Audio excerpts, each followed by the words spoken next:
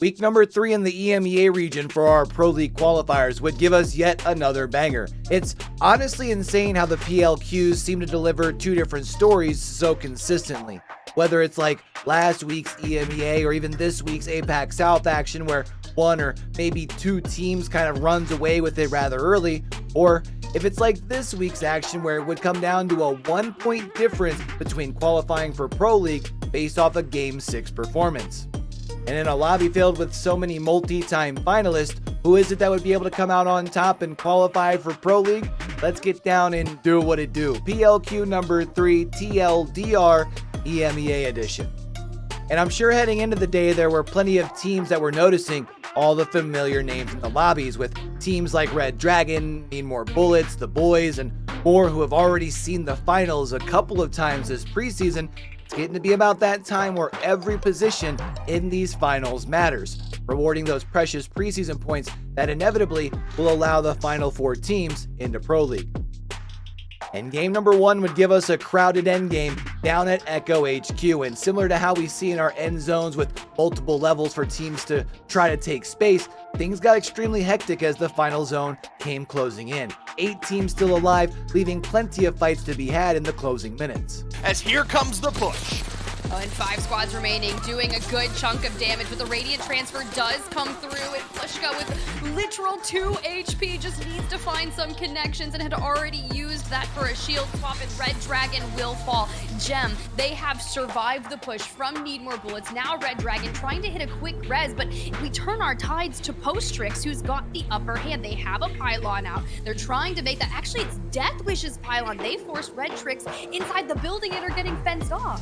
This was a great rotation caught in the midst of all that action. It was Deathwish over on that western side who make an early rotation out to play for this position. Great from post, tricks, and kill. But now the full drop onto the 3v3 here with what will be Gem from below. A chaotic endgame, what might become a heal off in its last moments. All taking to the grab lift, all praying for their survival from the skies as there is no zone left. Gem is eliminated, and though Postman Trix was locked inside the building, they withstood the storm, and they will take your map 1. And while Red Dragon had the most kills in the lobby, 9 of them thanks, no one really was able to separate themselves from the pack in game number 1, hopefully giving us a sign of things to come for the rest of the series. As a result, we don't have a heavy-weighted, top-ended lobby. Instead, it is going to be extremely tight as we work our way into our second and third games of Stormpoint. But in game number 2, it was players who were able to bounce back after a 0-point game, realizing that they wouldn't have to move far after landing at the wall right next to where this zone was heading. They would be able to have the opportunity to get to their spot early and pick up some KP along the way, and then be able to pick up some big kills on the rotate into the final zone, giving them a big 15 KP and the dub. We'll see if they make their way out and across with the success of the Dark Veil coming up big here. Juicy will be officially spotted out over on the edge and will send 3 dragons home down to just players and Gem there over on the side once more from the south. And for players, they're dominantly in control of this further and future zone here. It's looking dire straits for the remnants of this lobby. Forbidden has been biding their time on not pushing in just yet because Gem is being kind of decimated by players right now. I'd imagine that would be the kind of target that Forbidden would need to say, while this preoccupation is happening with these players, I'm gonna make my move. And Grandmaster, yes, this is your perfect time to hit that health reset before you set your tides onto the last team. Over here from Forbidden, already knocked in many of their claims here at a huge disadvantage. Even playing behind the Caltrops, players will go for an easy push here, and with one last standing, will pick up their first of potentially many wins of the day. And off their game 2 performance alone, it would be players that would be tied in the lead with the game number 1 winner, Postmantrix. Gem right behind them, with Red Dragon, Forbidden, and Deathwish all on their tail as well. And then in game number 3, it would be Deathwish making things interesting, being able to take home the dub, but it would be yet another absolutely packed endgame with 9 squads still alive with the last ring closing. This is great. Getting those walls out in play is what they need, but it's a bit too late with not much more to spare. A grab lift for height to potentially give them their advantage is what they need as they launch upon the likes of Post, Man, and Tricks. Now from behind the death boxes, Made in Heaven will be picked apart in their final moments. For Need More Bullets, it's a final wall up from Linkster, trying to bide their time before dropping below. It's up to Linkster, but is still picked apart in the end. Hectic down to 1, and Death Wish of all teams from below is your winners of Game 3. But Post Mantrix would do a good job in their own right, being able to get themselves 6 KP to go along with their 4th place finish, allowing them to have a 4-point lead halfway through the series, with Death Wish and players not far behind them, and teams down towards 6th or 7th being able to insert themselves with a big game over on World's Edge. And if there's one thing that seemed to be consistent in EMEA this week, it was the crazy end games, and starting off on World's Edge would prove to be no different. And unfortunately for Post Mantrix, they would be out in that 11th spot with just 1 point and not being a part of the wild end game. It would actually be players able to step up big, bragging out pretty heavy in the last few minutes of the game, and with this being their 2nd big game of the day, this is where it would look like that they would start to break away. It's really smart for them to prioritize just grabbing that extra KP, but it doesn't even go to players. Rats are able to pick it up, steal straight from them, and they have taken so much damage throughout, but it doesn't matter. They turn their tides towards the Rats, picking up 2, picking up 3, players taking map 4. And it would now be a 14-point lead for players with just 2 games left. Death Wish and Post Mantrix still neck and neck, but unless anyone else below them were going to have like back-to-back bangers, we were probably looking at this realistically being a race amongst the top 3. And then in game number 5, it was players once again finding themselves in an end game, and with no real reason to overextend for kills, they would be more than comfortable with the 3 KP combined with the 7 placement points. But it was a rather surprising name popping off with 12 KP, 24 points altogether, and it was Made in Heaven.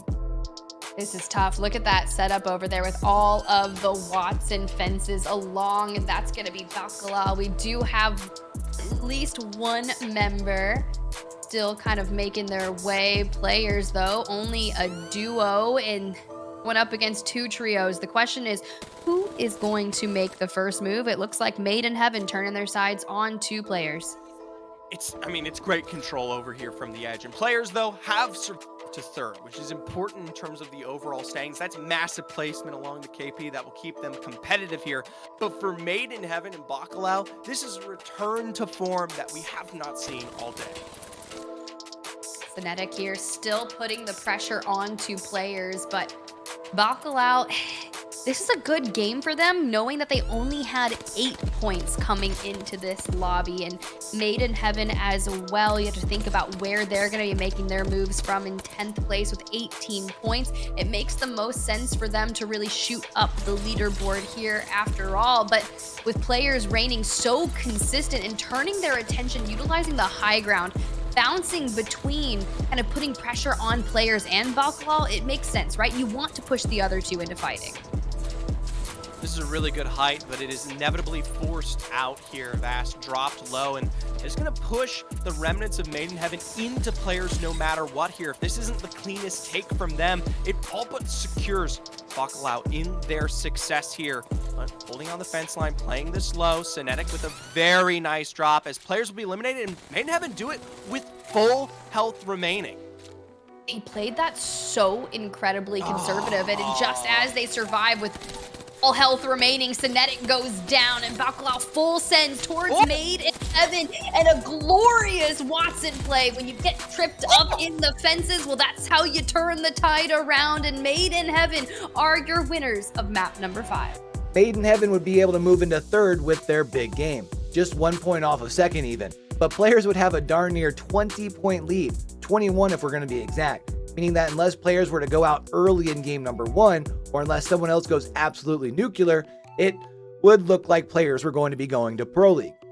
Except then players would be the first team to drop early thanks to their contest from Post Mantrix, but then Post Mantrix would go out to Myth Esports.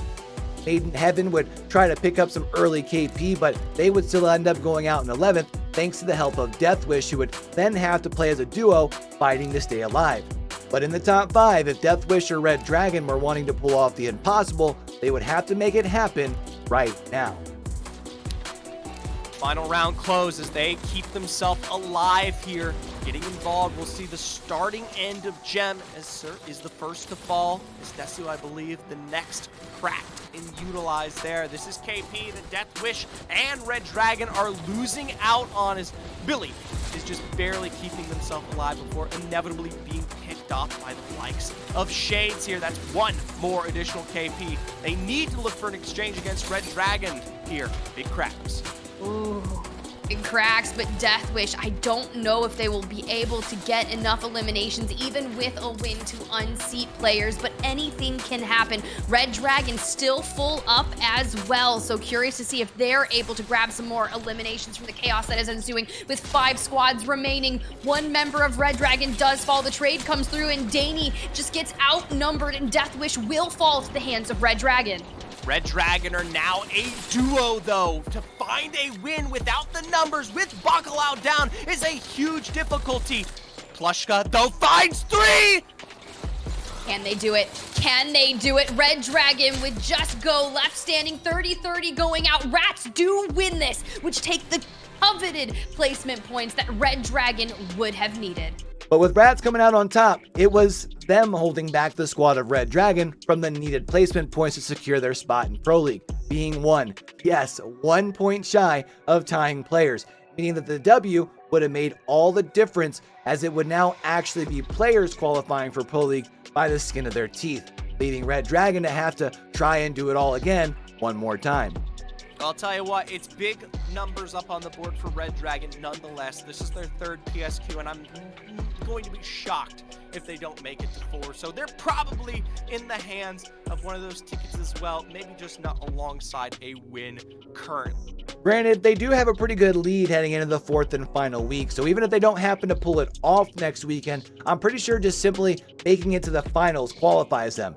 It may even be top 30. I'm not 1,000% sure on the math, but things are looking good for them. The boys and Need More Bullets, I'd say, also are looking pretty good as far as qualifying for those final 4 spots. But let me know who it is that you're cheering for and who you're hoping is going to be able to take home the dub next week. And if it's your first time through over here on the channel, what it do? I'm your boy Q, and I cover a couple of different esports over here, including the ALGS. So if you're looking for a good place to keep up with every region, every week with video breakdowns like this one right here, make sure you're subscribed down below and you're turning those notifications on. And if you're wanting to check out the rest of week number 3, make sure you're checking out this playlist right there. And until we catch y'all back over here for the next one, man, don't forget, with everything crazy going on in the world today, be true, be you, be sincere, game hard and love hard. All right, y'all? It's your boy Q, signing out.